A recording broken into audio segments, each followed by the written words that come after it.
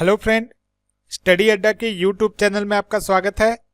आज जो है हम जो 17 मार्च 2013 को सेकेंड शिफ्ट का एग्जाम हुआ था उसका पार्ट 3 लाए हैं। देखिए, पार्ट 1 और पार्ट 2 दोनों कवर कर चुके हैं। ये है पार्ट 3। ठीक है, पार्ट 1 और पार्ट 2 यहाँ पे आई बटन के पास मैं अपलोड कर दूंगा, तो आप इस पर क्लिक करके देख सकते हैं।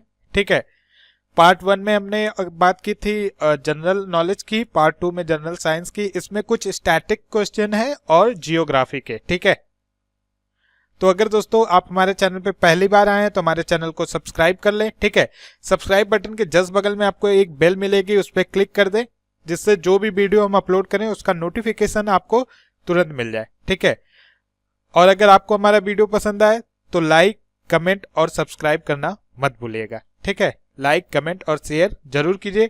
कोई भी प्रॉब्लम हो, कुछ क्वेश्चन हो, तो आप यहाँ नीचे कमेंट बॉक्स में कमेंट कर सकते हैं। कुछ लोग कहें कि टॉपिक वाइज, तो टॉपिक वाइज वीडियो हम जल्द ही लाएंगे, तब तक इसके साथ कंटिन्यू रहेंगे। अभी उसमें 5 से 6 दिन का टाइम है। ठीक है, और कुछ लोग को प्रॉब्लम है इंग्लिश में, कुछ लोग कर रहे हैं इंग्लिश में, कुछ लोग कर रहे हैं हिंदी में। तो हमने कोशिश किया है कि अगले वीडियो से बाइलिंगुअल लाएं, वह भी, लेकिन ये भी वीडियो बाइलिंगुअल है लेकिन थोड़ा कम है, कुछ क्वेश्चन केवल हिंदी में है। ठीक है, तो चलिए शुरू करते हैं। पहला क्वेश्चन, भारत के प्रथम निर्वाचन आयुक्त कौन थे? ठीक है, तो सबसे पहले निर्वाचन आयुक्त कौन था? सुकुमार सेन। इनको जो है 21 मार्च 1950, ठीक है, से 19 दिसंबर 1958 तक ये क्या थे? निर्वाचन आयुक्त। ठीक है, और 2016 का पूछ दे तो इस समय कौन है? नसीम जैदी। नसीम जैदी जी हैं। ठीक है, और इनके साथ दो लोग हैं, अंचल कुमार ज्योति। ठीक है, नेक्स्ट क्वेश्चन देखते हैं। हवा के तेज वेग से बने रेतीले टीलों को क्या कहते हैं? क्वेश्चन इंग्लिश में क्या है? Mounts of sand formed by wind action are called. ठीक है, ऑप्शन आपके पास क्या क्या है? क्लिफ, ब्रिग, सर्क्विस, गहवर, ड्यून, मरुटिब्बा, हेमेडिस, हमदा। ठीक है, देखिए आपका क्लिप क्या होता है? आपका जो क्लिप होता है ना, जो वर्टिकल, जैसे यहाँ पे ये मान, एक मिनट, यहाँ पे भी नहीं चल रहा पेन, ऐसे मान लेते हैं। ठीक है, ये आपका समुद्र है। ठीक है, तो आप देखते होंगे समुद्र के पानी से लहरों से लड़ने के कारण वहां किनारे किनारे एक पर्वतनुमा संरचना खड़ी हो जाती है। ठीक है, ऐसे घेर के। ठीक है, और ये आपका क्या है? पानी है। ये तो आपका पानी है। ठीक है, तो इस पार्ट को हम क्या बोलते हैं? क्लिफ। ठीक है, अब दूसरा देखते हैं क्या? गहवर, सर्क्यूस। सर्क्यूस के कैसे बोलते हैं? जैसे जो माउंटेन एरिया होता है, माउंटेन एरिया चारों तरह से, ये मान लीजिए आपका क्या है?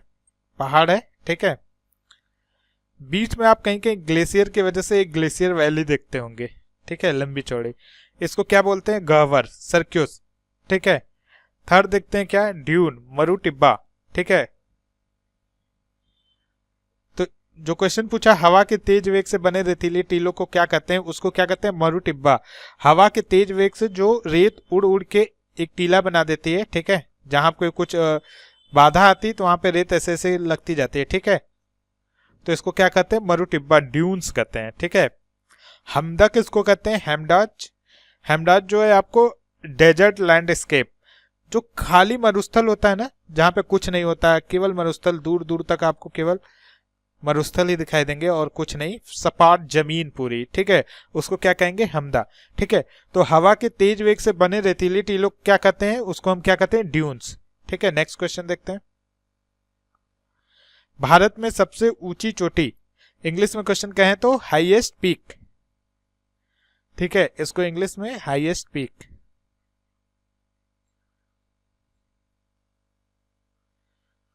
हाईएस्ट पीक कौन सी है?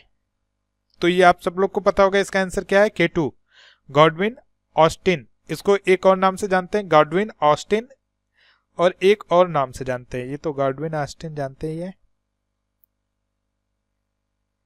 ठीक है, एक और नाम से जानते हैं, वो उसको क्या कहते हैं? छोगोरी, छोगोरी।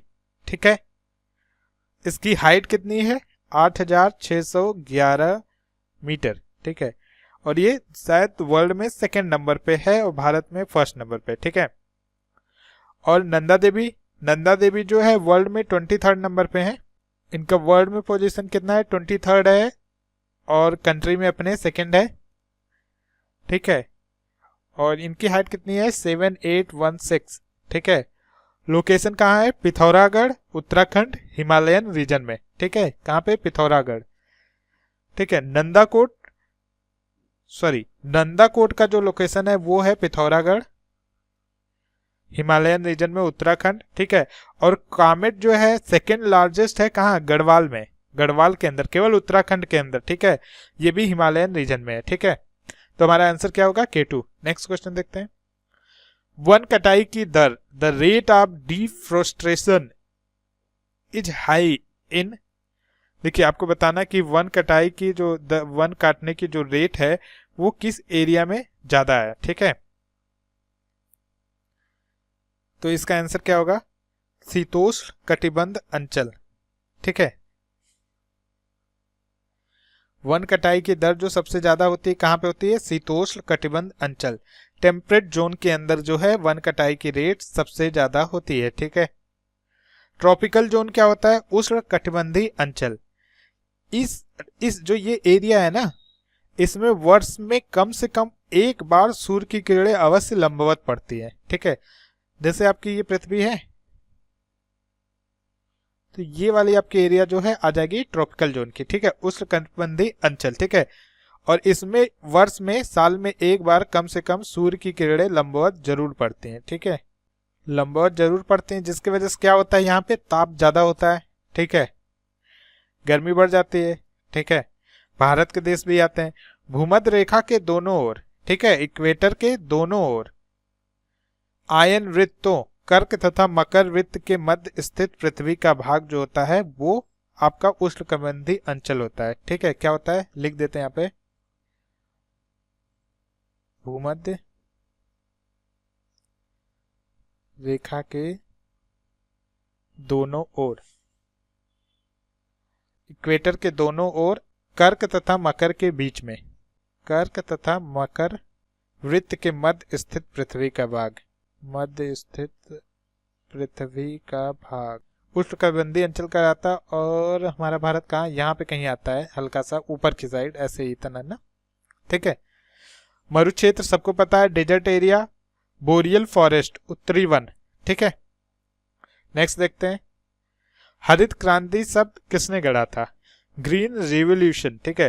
देखिए इससे बहुत क्वेश्चन बनता है हरित क्रांति से, तो इसका आंसर क्या होगा, विलियम गॉड, ठीक है। हरित क्रांति शब्द किसने गढ़ा था, विलियम गॉड ने, ठीक है।